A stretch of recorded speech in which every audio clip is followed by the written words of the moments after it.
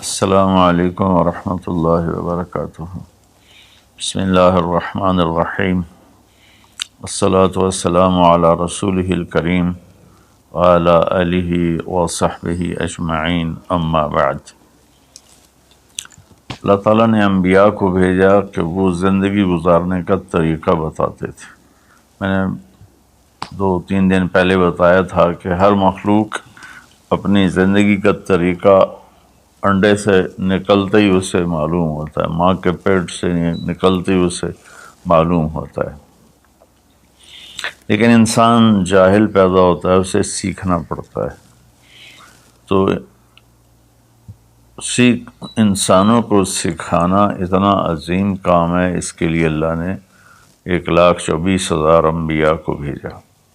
انبیاء انسانیت کے معراج ہوتے تھے، وہ ایک نمونہ آئیڈیل ہوتے تھے، اس کو فالو کیا جاتا تھا۔ جیسے اللہ تعالیٰ نے فرمایا قل ان کنتم تحبون اللہ فاتبعونی، اگر تم یہ دعویٰ کرتے ہو کہ ہمیں اللہ سے محبت ہے اور اس کے رسول سے محبت ہے تو تم کیا کرو، پھر میرا اتباع کرو۔ حظ النال بالنال، جو کچھ جس طرز پر میں نے زندگی گزاری ہے تم بھی اس پہ زندگی گزارو، تو یحببکم اللہ، تو پھر اس کا صلہ کیا ملے گا؟ اللہ تم سے پیار کرے گا۔ پھر اللہ جن سے پیار کرتا ہے پھر اللہ تعالیٰ ان کو دنیا میں بھی عزت دیتا ہے، اللہ تعالیٰ ان کو آخرت میں بھی عزت دیتا ہے۔ تو اللہ کے نبی کی زندگی کی تعلیمات ایک لمبا چوڑا نظام ہے، لیکن اگر اس کو خلاصہ کروں تو چند حدیثیں ہیں۔ آپ نے ارشاد فرمایا اربع اذا كانت فیک ما ضرک ما فاتک من الدنیا۔ آپ نے فرمایا کہ میری امت 4 باتیں مجھ سے لے لو فرائض کے بعد۔ دیکھو میرے بھائی بہنوں، نماز کی معافی نہیں ہے، اس کو ہر حال میں پڑھنا ہوتا۔ ایک ایمان 24 گھنٹے فرض ہے، نماز 5 وقت فرض ہے، روزہ سال میں 1 مہینہ فرض ہے، زکوٰۃ سال میں 1 منٹ 1 ٹائم کے لیے فرض ہے، سال گزرنے کے بعد آئندہ سال آنے تک اس کو کلیئر کرو۔ حج زندگی میں 1 دفعہ فرض ہے، جب کبھی اللہ توفیق دے اس کو ادا کرو۔ تو ان فرائض کے بعد پھر ان فرائض میں صرف نماز ایسی ہے جس میں کوئی عذر قبول نہیں سوائے بے ہوشی اور موت کی۔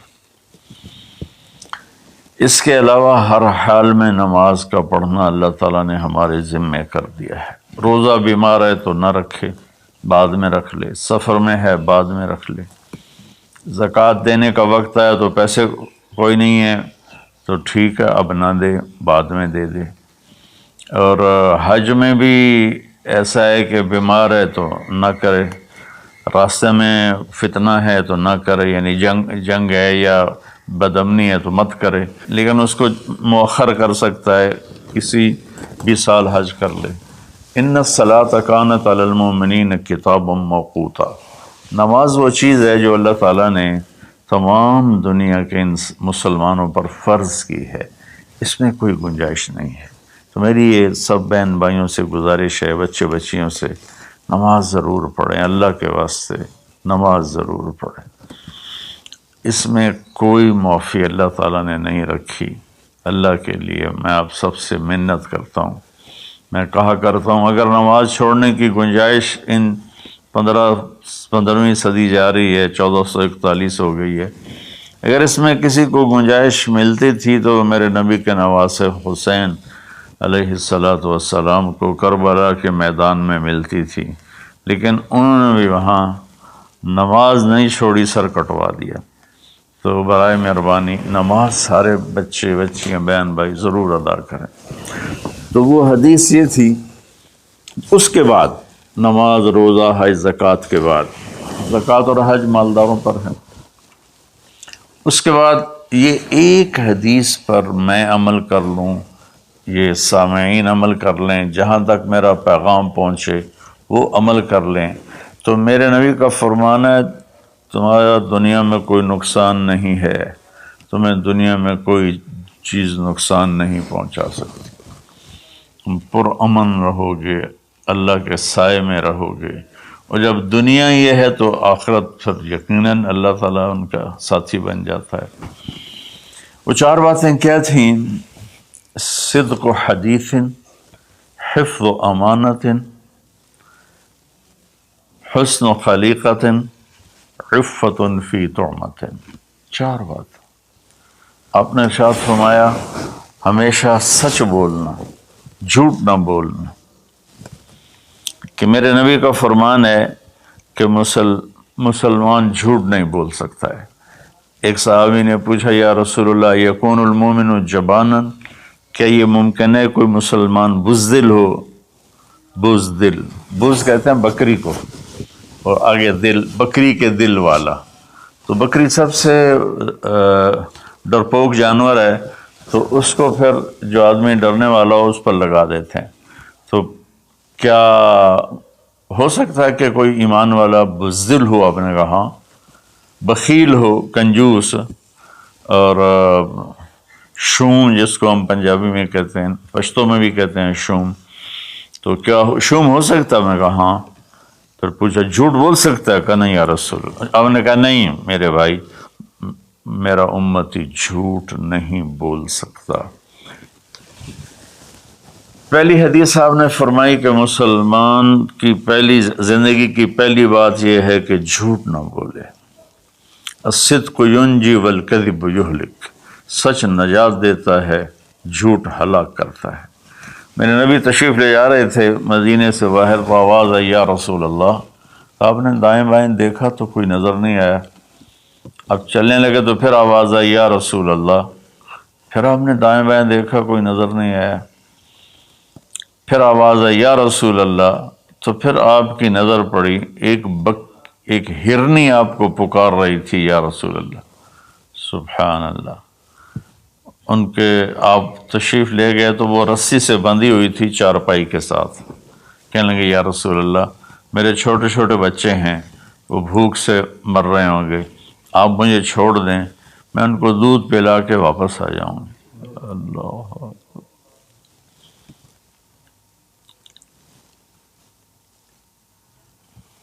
ایک جانور اطاعت کے لیے اتنا بڑا جذبہ دکھا رہا ہے کہ میں آ جاؤں گی، اور اسے پتہ ہے کہ میں آؤں گی تو پھر میرے ساتھ کیا ہوگا، میں پھر کبھی دوبارہ واپس نہیں جا سکوں گی، مجھے ذبح کیا جائے گا، مجھے پکایا جائے گا، کھایا جائے گا۔ آپ نے فرمایا اب تو پرائی ہے، امانت ہے، میں تجھے کیسے چھوڑ دوں، اور اگر تو واپس نہ آئی تو پھر اس کی کیا گارنٹی؟ انہوں نے کہا یا رسول اللہ اگر میں واپس نہ آؤں تو مجھے وہ عذاب ہو جو اللہ کے نافرمان بندوں کو ہوتا ہے، مجھے وہ عذاب ہو آخرت میں جہنم کا۔ تو آپ نے اس کی رسی کھول دی اور وہ توڑ لگا دی اس نے، اور آپ وہیں تشریف فرما ہو کے۔ دیر ہوتی چلی گئی تو آپ کی تشویش بڑھتی گئی، وہ جو مالک مکان تھے وہ بھی نہیں موجود تھے، کہیں باہر ہوں گے۔ کافی دیر کے بعد آپ نے دیکھا وہ پہاڑ کی چوٹی سے نیچے آ رہی تھی، اور بھاگتے بھاگتے بھاگتے میرے نبی کے قدموں میں آ کے سر رکھ دیا، یا رسول اللہ میں حاضر ہوں۔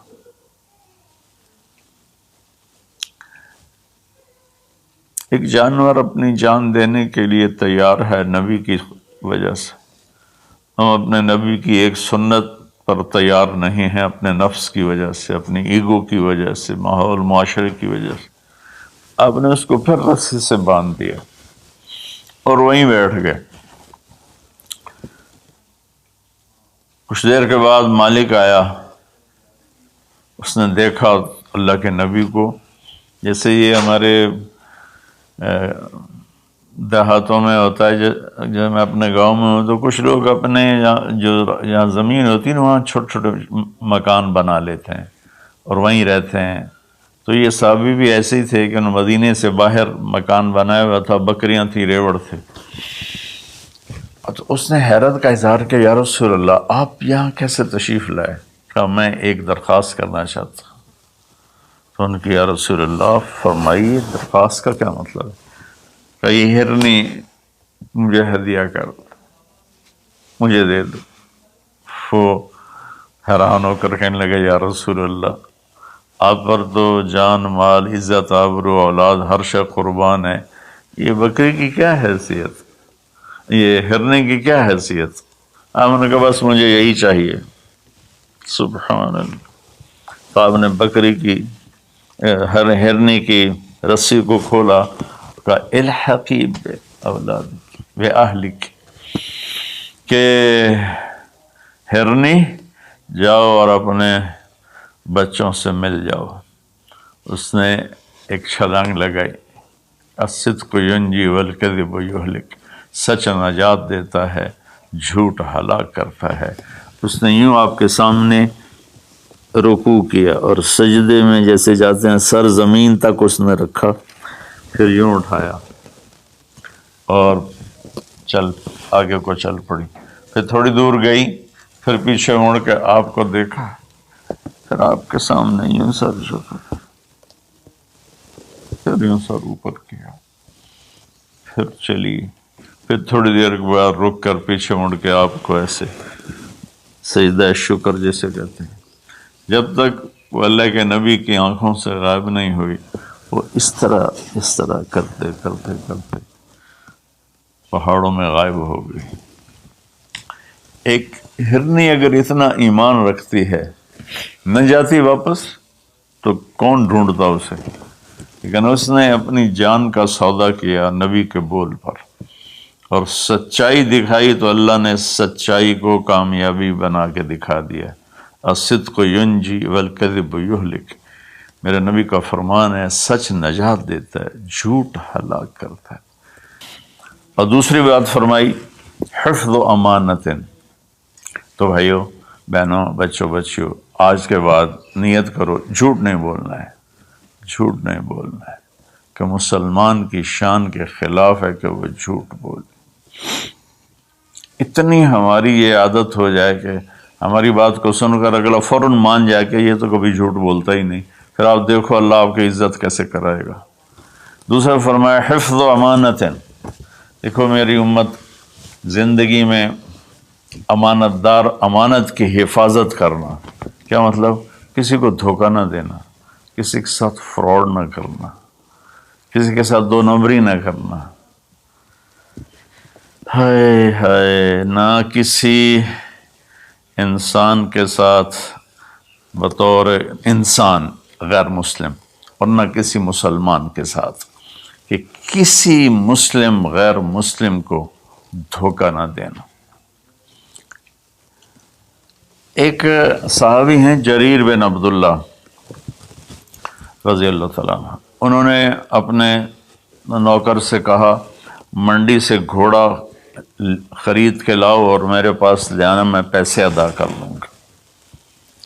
تو وہ منڈی گیا اور 300 میں گھوڑا کی رقم طے کر کے لے کر آیا اور کہا حضرت 300 میں خریدا ہے، آپ پیمنٹ کر رہے ہیں۔ جریر بن عبداللہ یمن کے شاہی خاندان سے تھے، انہوں نے وہ نسلوں کو پہچانتے تھے گھوڑے کی، انہوں نے ایسے دیکھا تو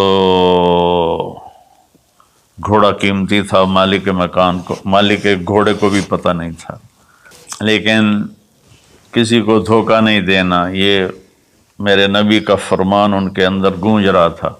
کہنے لگے میرے بھائی میں آپ کے گھوڑے کے 300 کر دوں؟ وہ بڑا حیران ہوا، بھی کبھی خریدنے والا بھی قیمت بڑھاتا ہے۔ وہ تو کہتا ہے جی 2-4 روپے اور گھٹ کرو، وہ کہتا ہے جی ساڑھی اتنی خرید ہی کوئی نہیں، یہ روزانہ کا جھوٹ ہے۔ تو انہوں نے کہا جی کر دو، پھر کہا 400 کر دوں، کہا جی کر دو، کہا 500 کر دوں، 600 کر دوں۔ وہ بیچارہ پریشان ہو گیا کہ لگتا ہے میرا مذاق ہو رہا ہے۔ جب انہوں نے کہا 800 کر دوں، کہنے لگا حضور میں تو 300 تے بھی راضی ہوں، تسی پتہ نہیں 500 کیڑی گل دا بتایا، میں نے جی منظور ہے تسی 800 کر دو۔ تو آپ نے خادم سے فرمایا اس کو 800 دے دو اور گھوڑا باندھ دو۔ وہ تو پٹھیاں چھالا مار دو یا نکلیا بھی میرے تو کام بن گئے، سر کڑائی تے پنجے کے ہوئے چ۔ تو جب وہ باہر نکلا تو ان کے خادم نے عرض کیا حضرت میں جب 300 طے کر کے آیا تھا اور اس نے خوشی سے قبول کیا تھا تو 500 جناب نے کس خوشی میں بڑھائے ہیں؟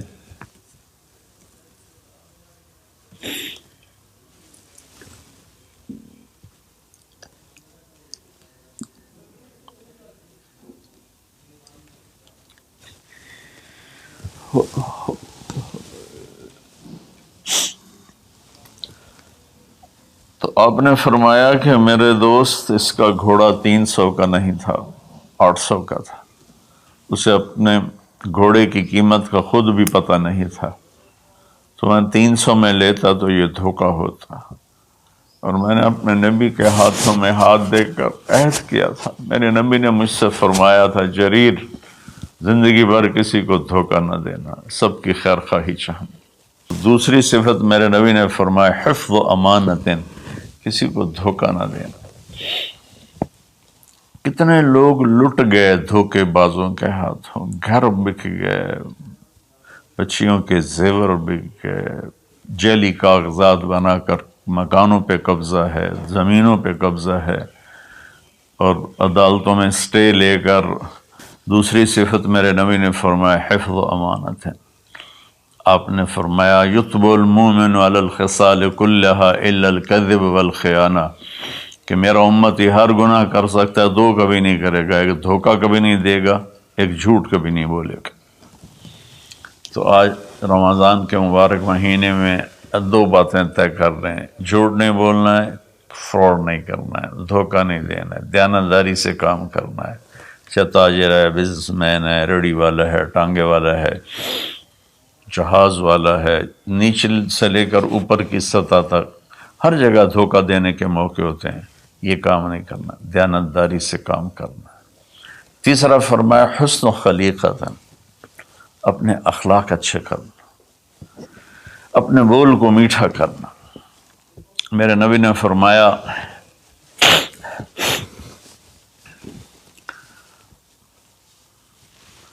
معاذ تمہیں اپنی شریعت کا خلاصہ بتاؤں؟ ان کا یا رسول اللہ فرمائیں۔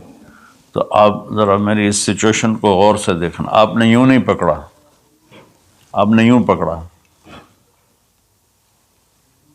جیسے کاٹا جا رہا ہو، کاٹا جا رہا ہو، یوں کر کے پکڑا اور کہا کہ امسک علیک لسانک، معاذ زبان کی حفاظت کرنا۔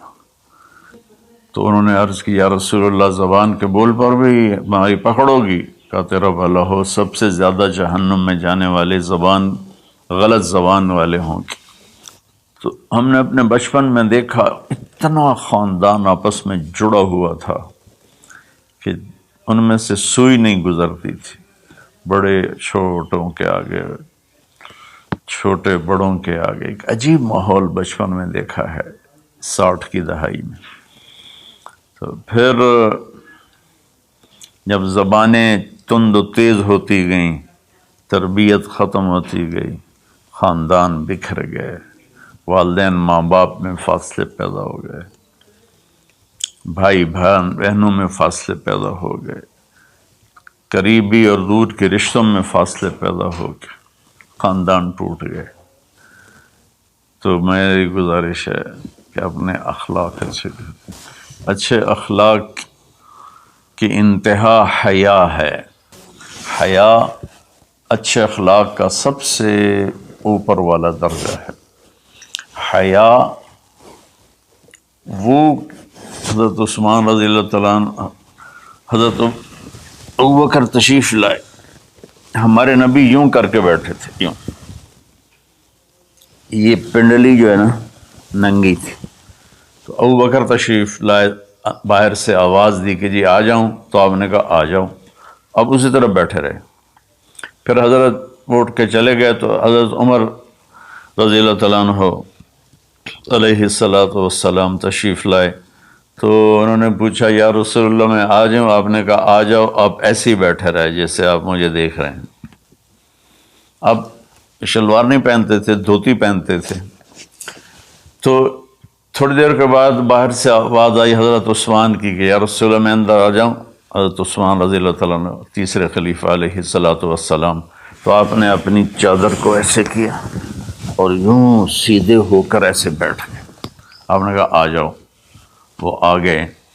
تو جب وہ اٹھ کے چلے گئے تو ام عائشہ رضی اللہ تعالیٰ عنہ علیہ السلام یہ سارا منظر دیکھ رہی تھی۔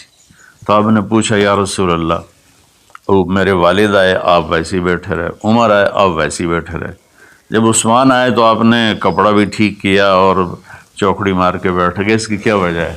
کہا عائشہ عثمان بڑے حیا والا ہے، یہ اتنے حیا والا ہے کہ اس سے فرشتے بھی حیا کرتے ہیں، تو میں کیوں نہ کروں؟ اگر میں اس طرح ہوتا تو وہ مجھے دیکھ کے ویسے ہی واپس چلا جاتا، وہ ایسے حیا والا ہے۔ تو تیسری بات وہ ہے کہ ہمارے دلوں میں سب سے محبت سے رہنا سیکھیں، پیار سے رہنا سیکھیں، اپنے اخلاق کو ٹھیک کریں، زبان کا بول میٹھا، دل کا جذبہ سچا۔ تو اس اور حیا پاک نام، کبھی کسی غیر محرم پہ نظر پڑے تو آنکھ نیچی ہو جائے۔ اور اپنی بچیوں سے بھی کہتا ہوں کہ اپنے آپ کو کور کر کے چلو، تو حیا سے ایمان مکمل ہوتا ہے۔ اور چوتھی بات ہے عفت فی طعمۃ، کہ رزق حلال کمانا۔ رزق حلال کے بارے میں فرمایا وَمَنْ أَمْسَكَ كَأَن بِعَمَلِ يَدِهِ أَمْسَى مَغْفُورًا لَهُ، جو صبح سے شام تک حلال کمانے میں تھکتا ہے اس کے اس دن کے سارے گناہ معاف ہو جاتے ہیں۔ میرے نبی نے فرمایا جس نے دنیا کو طلب کیا، من طلب الدنیا حلالا، رزق حلال، سعیاً علی اہلہ، بچوں پر خرچ کرنے کے لیے، تعطفاً علی جارہ، غریب پڑوسیوں پر خرچ کرنے کے لیے، استعفافاً عن المسألہ، اور ہاتھ پھیلانے سے بچنے کے لیے۔ جو آدمی رزق حلال ان چار چیزوں کی وجہ سے کمائے گا، اللہ تعالیٰ قیامت کے دن اسے اس طرح اٹھائیں گے اور اللہ سے ایسی ملاقات ہوگی کہ اس کا چہرہ 14ویں کی رات کی طرح چمکتا ہوگا، صرف رزق حلال۔ کئی گناہ ایسے ہیں جو عبادت سے معاف نہیں ہوتے، وہ رزق حلال میں تھکنے سے معاف ہوتے ہیں۔ سعد بن معاذ بیٹھے ہوئے تھے ایسے کر کے آپ کی محفل میں، تو آپ کی نظر پڑی ان کے ہاتھوں پر، ہتھیلی پر، تو اس میں نشان تھے، مزدور کسی چلاتے ہیں تو نشان پڑ جاتے ہیں۔ تو آپ نے کہا سعد یہ کیا ہے؟ کہ یا رسول اللہ مزدوری کرتا ہوں بچوں کے لیے اپنے باغ میں، تو وہ میرے ہاتھ سخت ہو گئے۔ تو آپ متوجہ تو ہوں گے انشاءاللہ۔ آپ نے ان کا ہاتھ پکڑا یہاں سے اور یہ دیکھیں ایسے بوسہ لیا، پھر کہا بچوں کو حلال کھلاتے ہوئے جو ہاتھ ایسا ہو جائے گا اس پہ جہنم کی آگ حرام ہو جائے گی۔ میرے نبی نے کہا سچا تاجر نبیوں کے ساتھ اٹھایا جائے، کیونکہ تجارت میں سچ بولنا روزانہ ذبح ہونا ہے، تاجر کے جھوٹ سچ کا امتحان ہے۔ باقی اپنی زندگی میں بھی بھائیو رزق حرام سے بچو، رزق حلال کماؤ۔ حلال تھوڑا بھی برکت والا ہے اور حرام زیادہ بھی تباہ کر دیتا ہے۔ اپنی بات کو میں خلاصہ کر کے، سچ بولنا ہے، صدق و حدیث، جھوٹ نہیں بولنا، حفظ و امانت، دیانتداری سے کام کرنا ہے، دھوکہ نہیں دینا، حسن و خلیقت، اچھے اخلاق بنانے ہیں، حیا والا بننا ہے، میٹھے بول والا بننا ہے، عفت فی طعمت، رزق حلال کھانا ہے۔